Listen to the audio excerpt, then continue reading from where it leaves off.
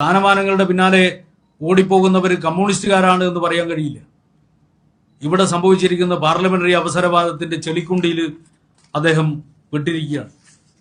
അധികാരമോഹം തലക്ക് പിടിച്ച് പാർലമെന്ററി അവസരവാദ നിലപാട് സ്വീകരിച്ച് എതിരാളികളുമായി ഒത്തുകളിച്ച് പാർട്ടിക്കെതിരായിട്ട് രംഗത്ത് വരുന്ന ടി കെ ഗോവിന്ദൻ മാഷെയാണ് ഇപ്പോൾ കാണുന്നത്.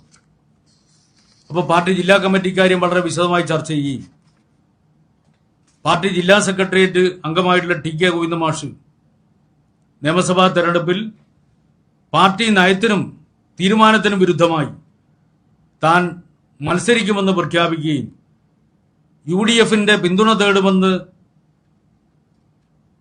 തേടുകയും ചെയ്യുമെന്ന് പത്രസമ്മേളനം നടത്തി പറയുകയും ചെയ്തത് തികഞ്ഞ സംഘടനാ വിരുദ്ധമായ നടപടിയാണ്.